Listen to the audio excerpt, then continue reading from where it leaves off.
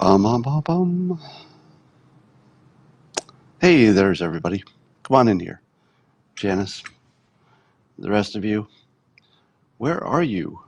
Wake up. It's time for, I think you know, Coffee with Scott Adams. Grab your cup, your stein, your chalice, your mug, your thermos, your tankard. Good. And if you've got it and you filled it with your favorite liquid, it's time for the simultaneous sip. Join me. Ah, good stuff. So, I saw that Georgia passed the controversial heartbeat bill so that women cannot get abortions if the law holds up. They would not be able to get an abortion if there was a heartbeat. Now, I don't want to get into the politics of abortion, but I wanted to make one comment. I had said a while back that individual states would have trouble backing off from Roe versus Wade. They would have trouble banning abortion because it would be bad for their economy. So this will be perhaps a test case. So three companies have already, or three Hollywood production companies already pulled out from Georgia, or they said they won't work in Georgia. I don't know if they were there. But what I'm wondering is if you will see that major companies will no longer agree to move to Georgia. So here's the economics of that kind of law. Nobody is going to move to Georgia because of the new law. In other words, nobody will say, hey, I didn't know where I was going to move. I've got an idea. I'll move to Georgia because I like that new law. It's not a law that makes you move there. You might like the law, you might dislike the law, but you would never move because of the law. You wouldn't move there because of it. But a corporation almost certainly could never move into Georgia now because the employees would have too much resistance. So if you had a normal Fortune 500 company, you'd have, I don't know, 40% of them, 30%, whatever the number is, would be so incensed about moving into Georgia that the company just wouldn't be able to do it. So stockholders, employees would prevent that. So I think Georgia may have just shot their own economy. But we won't know. I mean, we might not know for 5 or 10 years. All right. There's an interesting test case right now. I'll call it a test case about the where's the dividing line on social media banning. And as you know, a number of conservative, right-leaning people have been banned lately. And people are saying, hey, if you're going to be banning people on the right, how about a similar standard on the left? Now, as you know, Farrakhan, who some people call left, some people call right, I don't know what he is. He's just sort of his own person. But he got banned, so people are saying, well, it's not just the right. There's also Farrakhan, but he's sort of a gray area. But there's a cleaner case now. I don't know if you've seen Mike Cernovich is having a problem with a Democrat troll. The person he named on Twitter is Vic Berger. And apparently this guy's behavior should, by my reading of it, cross the line to be bannable. And he's made enough noise about it that certainly the social media companies are aware of this troll. And so this will be a good test. If that troll, who has been just horribly abusive to the Cernovich family, if he stays on social media and he's not banned, I think we have a conclusion. So if he stays on there, you have to wait a little while for the process to work. But if he's still on there in a week, Cernovich's abusive troll, I think that tells you everything you need to know. And if he's gone, then that would be a good sign. It means that there's some kind of balance Maybe it's a system that's imperfect, but it's crawling toward getting better, which would be maybe the best you can do in this situation. All right. Those are a few of the things going on. I tweeted yesterday the president's tweet about the fact that Gilead, if that's sort of how you pronounce it, the drug company that's making a AIDS preventative drug, that the administration got Gilead to donate 200,000 doses, which would cover, I think, most or all of the people who could not afford it. So that would give you a very protected population. So I looked for that story on CNN. Go to CNN. Hey, where's some updates on this story? Because it looks like a really, really big thing in terms of the president's initiative to eradicate AIDS, at least in this country. And it's not on there. So I went over to Fox News and like, oh, well, at least Fox News will have it.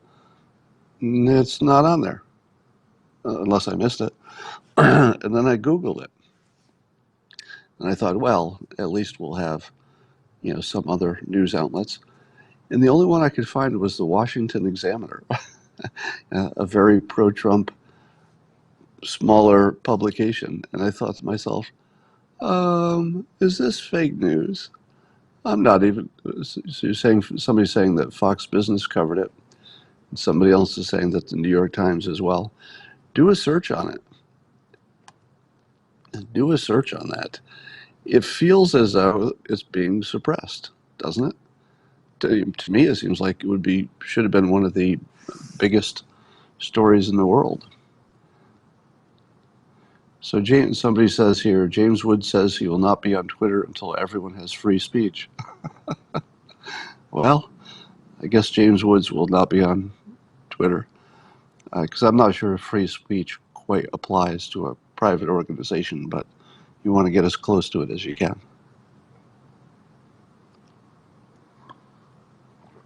The good news is James Woods is the healthiest person among us. If he's turned off social media, he's probably the better for it. All right. So if you do a Google search, though, which I just did, what you're talking about, the New York Times article about it, it doesn't come up. I mean, it's not on the first page. And it's the New York Times. There is an older article about the initial administration's initiative being announced a few months ago, but I didn't see it on the top page. So maybe it's just me.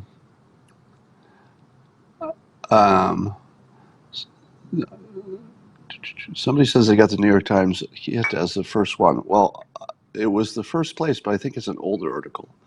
I don't think it's a newer article. Anyway, the point is, it seems undercovered, but there may be some coverage I don't know about. Now, think about your world right now. Think about the biggest problems in the world. So you've got nuclear power, which will probably solve climate change. People don't realize it yet, but the nuclear industry is revitalized, and there's almost no coverage of it. But it's probably going to solve climate change and make energy a lot less expensive. We've got these AIDS drugs that appear to be really, really effective. So that AIDS is certainly going to be shrinking in this country. I mean, almost guaranteed, I would say. And then I told you about a technology that in some university lab where they can desalinate water chemically. So instead of using a lot of energy to push water through a membrane or to steam it off, the usual ways that people desalinate, they can do it just by mixing chemicals, which would be a low energy process. And they already know how to do it. There's nothing to be invented. They just have to, engineer it up until it's industrial sized. That's the sort of thing that would make water no longer a problem. So you could solve water, AIDS, and climate change, and we already see the solutions. Now, it will take a long time for all these solutions to be engineered into the scale that they need to be, but we actually have those solutions now. They all exist. You don't have to invent anything. You don't need to invent Generation 3 nuclear, which has never had a meltdown. And Generation 4 is on the, is coming online, and that one can't melt down even if things go wrong. So if you get all of these things going, you got a lot of big problems solved. I was also wondering, and I don't want to jinx anything, but when was the last time you worried about terrorism? Is it my imagination, or is ISIS and Al-Qaeda completely useless? Think about it. I don't want to give terrorists any ideas, but if you were a terrorist, couldn't you do a lot of damage to this country? Just you? If you were evil and you planned and you wanted to do whatever you could. I can't convince myself that Al Qaeda or ISIS are even trying anymore, or are we so good at catching them that we just catch them all? Because we might be able to catch them all. It's entirely possible that our total lack of privacy has cured, for all practical purposes, may have cured terrorism. Because it might not get every individual who wants to grab a gun and start shooting, but it might get all of the big plots, the big bombings and stuff. It might get all of them. So somebody says, since Notre Dame. Well, I'm talking about this country. In the United States, you don't hear any news about, big organized Al-Qaeda-like plots. Why is that? Do we really have such a good handle on it that it's been reduced to almost a nothing? All right. Yeah, LA had that bust where they found thousands of guns. I don't know what that's all about.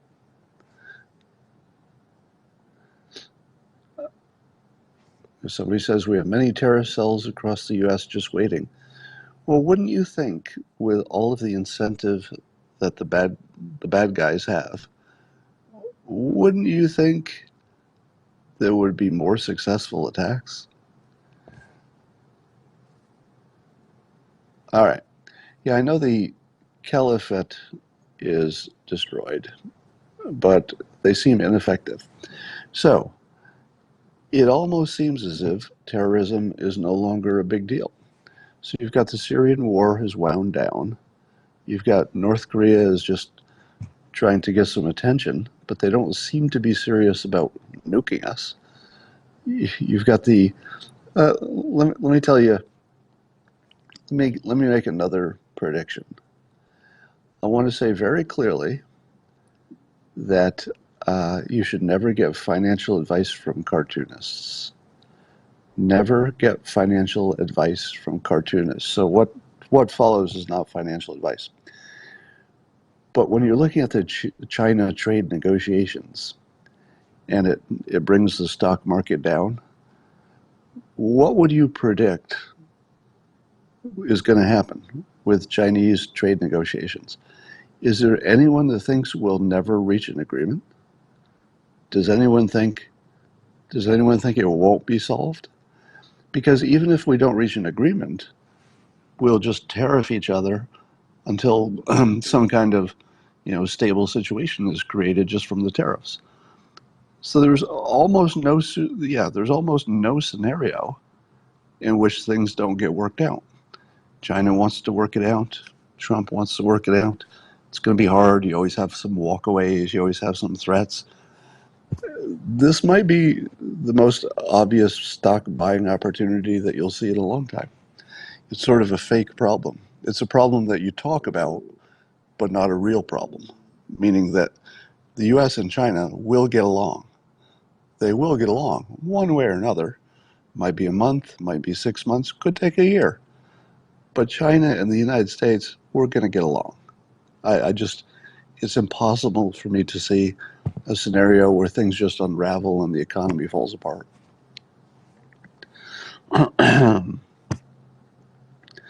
Yeah, it looks like a buying opportunity, but don't get your advice from cartoonists. Why not no tariffs? It's a good question. Why not no tariffs? I think the the problem is that when you have a country like China, what they could do in a no tariff situation is they could dump a lot of products in the United States below cost, put all of the U.S. manufacturers of that product out of business because they can't compete with products that are being sold for less than their cost. And then once all the competition is gone, the only companies existing are Chinese. They survived because the government was keeping them alive, and then they can take over the new territory because there's no competition.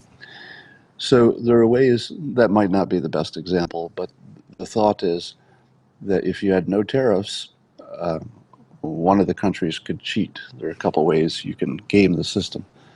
So putting tariffs on people who are dumping prevents them from dumping. So I'm no expert in this area, but in an approximate way, the idea of having no tariffs isn't as easy or as perfect as it sounds on paper.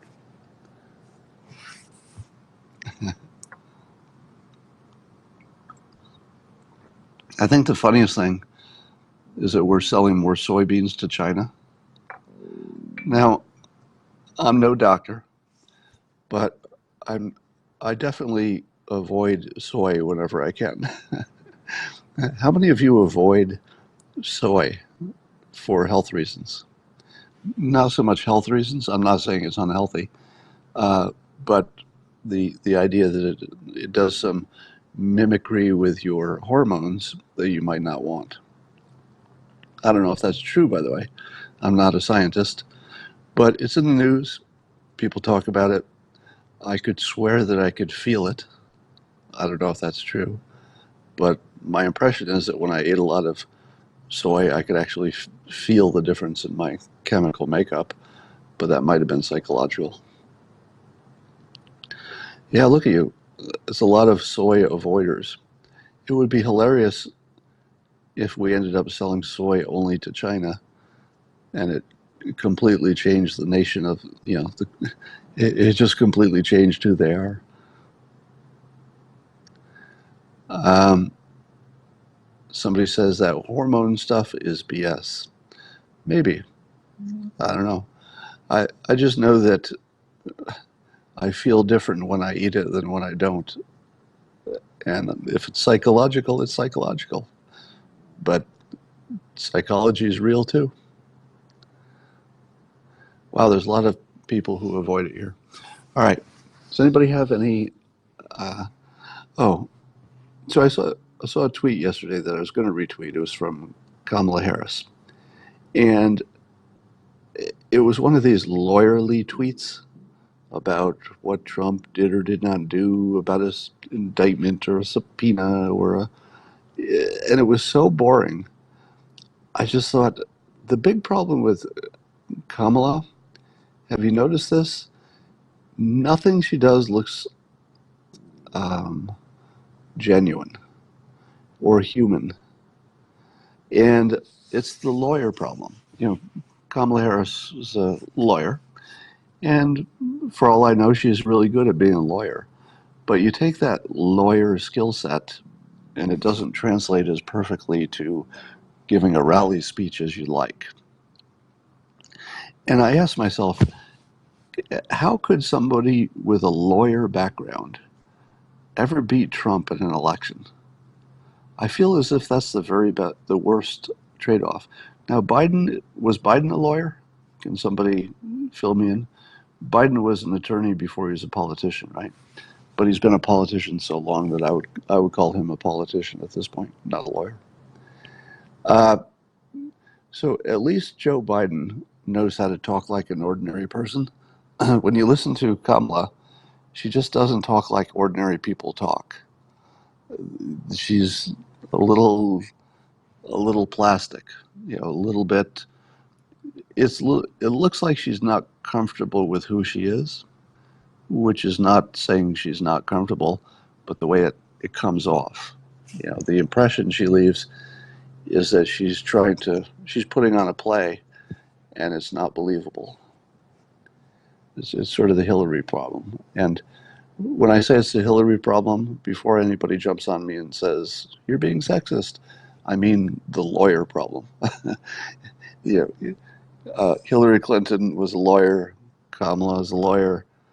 I feel like there's a precision that you learn with that craft that you need to be a lawyer. To be a lawyer, you want to use exactly the right words in exactly the right order because it matters. To be a politician, it's something closer to the opposite of that. The politician is not working with precision. The politician is working with feeling and big concepts and keep it simple. One of the things Trump does better than anybody is keep it simple. And watching a lawyer, somebody who's trained as a lawyer, try to keep it simple, pretty tough. All right. When I watch Trump, one of the things I ask myself is I try to imagine myself in the future. Let's say 10 or 20 years in the future. In 20 years, what are historians going to say about Trump's technique, his style, really everything about the way he operates? What do you think the experts are going to say about Trump in 20 years? I feel like they're going to say he's the best there ever was on a whole bunch of areas. Now, they may not say, they certainly won't say, he's the best there ever was on all things presidential. There are always going to be things somebody's better at. But I think they're going to say nobody was better at a press event. I think they're going to say nobody was more transparent. I think they're going to say nobody was more persuasive. I think they're going to say nobody was ever better, even close, at giving a rally speech. I think that Kennedy just lost his spot, wouldn't you say? Wouldn't you say that if you were thinking about all the great presidents, at least in modern times, I didn't hear Lincoln talk, but in modern times you'd say, well, probably Kennedy was the standard for captivating the crowd. But now I would say that's certainly it's got to be Trump. So the things I think that Trump will be remembered as the best president ever would be negotiating, deal making, putting uncertainty into things. Oh, the other thing I think he'll be remembered for is the idea of being friendly with dictators while negotiating hard on the details, as he is with China right now. I mean, look at the situation with China and the U.S. I mean, think about this. One of the things that you don't notice is when problems don't happen, and there's a problem not happening right now, which should be the only news. Here's the problem that's not happening. The president of the United States and the leader of China are good friends and they respect each other. Think about that. We're in the midst of really tough negotiations on economics with some really big, tough, super gnarly problems. This is exactly the sort of thing that would normally get two countries to hate each other. Has Trump gotten us to a point where there's no real risk of leader and leader really, being mad at each other at the same time that we're negotiating like demons, below the surface? It's exactly where you'd want this to be. The negotiations will turn out one way or the other, but the way it's happening is exactly where you want it to be. So I think that Trump will set the standard for how to deal with countries that are a little bit adversarial, but also we're friendly with them, the frenemies, if you will. I think he's setting the standard for that. He's also completely delegitimized the news industry. And people have different opinions on that. And there are two ways to look at that. One is, my God, the news industry has been delegitimized, and you need the free press to have a good functioning democracy. It's the end of the world. That's one way to look at it. The other way to look at it is that the press no longer is the guardian of the republic. The press, their business model has shifted because they can measure what kind of things make them more money. And reporting the news honestly is not always the thing that makes them the most money. So the press is legitimately, I think, the enemy of the people. And if that's true, at the same time that they're also valuable, I think both things can be true at the same time. I think that the press can be valuable in large part, and lots of legitimate, valuable people within that business. At the same time, it could be so destructive to the republic via fake news, such as the Russia collusion stuff, the Fine People hoax. How many hoaxes have we seen now? I was going to make a list of all of the press hoaxes, and there were so many of them that just sounded exhausting. The reason I didn't make a list is because there were so many of them that I could just come up with off the top of my head. So I think the president has done a valuable service in waking up the public about the illegitimacy of the press. And again, I think you can hold the opinion that a lot of the press is good and valuable and irreplaceable. At the same time, a lot of the press is legitimately an enemy of the people, and they are not working in the interests of the public. I think those are both true at the same time. All right. I'm just looking at your comments here. Trump just called Joe Sleepy Creepy. All right, well, I got to see that. Let's see. Damn it. Let's see what Trump said. I need to read the exact quote. Okay. Bear with me, please. Talk among yourselves. God damn it.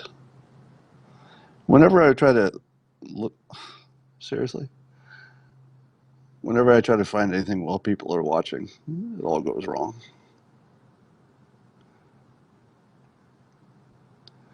All right. So Trump's tweet, he says, looks to me like it's going to be Sleepy Creepy Joe over Crazy Bernie. Everyone else is fading fast.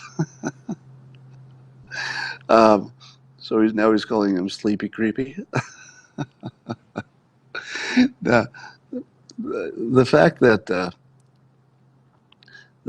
he keeps playing with the nickname, he knows it's world news every time he plays with the nickname. So he's taking all the attention out of the weekend news cycle. If you've noticed, the weekend news is not very interesting. B-52s just landed in Qatar. I don't know what that's all about. But if I were Iran, I wouldn't be too happy. So I'm not entirely convinced that Joe Biden is going to make it to the nomination. You might see a lot happen after the next debate. So from the beginning, I was saying that Kamala Harris might be the one who was the most risk to Trump. But the more I watch her, the worse she is performing. So she doesn't seem to have whatever it takes to capture the attention of the public.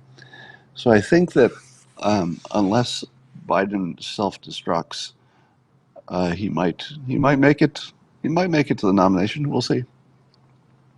I'm not taking any callers because I don't have my right microphone with me today.